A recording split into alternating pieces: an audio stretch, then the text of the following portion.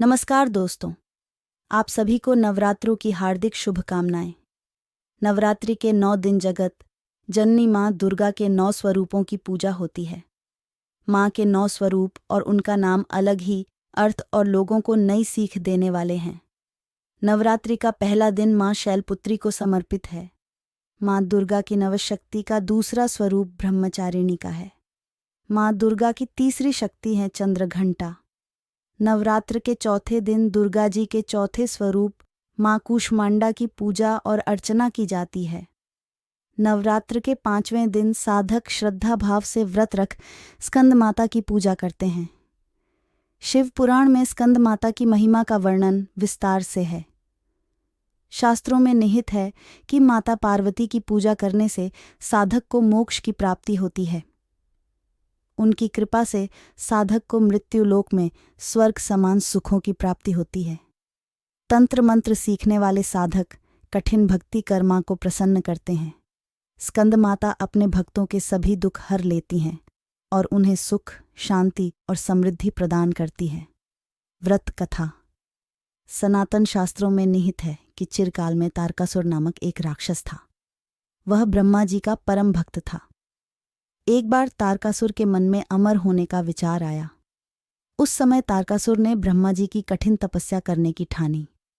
कालांतर में तारकासुर ने ब्रह्मा जी की कठिन तपस्या की। लंबे समय तक तपस्या करने से ब्रह्मा जी प्रसन्न हो उठे। हालांकि उन्हें पूर्व से ज्ञात था कि तारकासुर अमर होना चाहता है। जब तारकासुर तपस्या में लीन था, उस समय ब्रह्मा जी प्रकट होकर तारकासुर से बोले, आंख खोलो तारकासुर, मैं तुम्हारी तपस्या से प्रसन्न हुआ हूं। मांगो, तुम क्या मांगना चाहते हो? ब्रह्मा जी को अपने सन्मुख देख तारकासुर प्रसन्न हो गया। उसने तत्क्षण ब्रह्मा जी को प्रणाम किया। इसके पश्चात तारकासुर ने ब्रह्मा जी से अमरता का वरदान मांगा। यह सुन ब्रह्मा जी कुछ पल के लिए मौन हो गए। तब तारकासुर ने कहा, प्रभु, क्या हुआ? आप मौन क्यों हैं? ब्रह्मा जी बोले, तारकासुर, तुम्हें ज्ञात है कि जन्म लेने वाले की मृत्यु निश्चित है, अतः मैं तुम्हें अमर होने का वरदान नहीं दे सकता। तुम कोई और वर मांग लो। उस समय तारकासुर गंभीर होकर सोचता रहा। तभी उसके मन में विचार आया कि महादेव तो योगी हैं। सती के वियोग में अब पुनर्विवाह तो नहीं करेंगे। इसके लिए उनके पुत्र के हाथों से मृत्यु का वरदान मांग लेता हूं।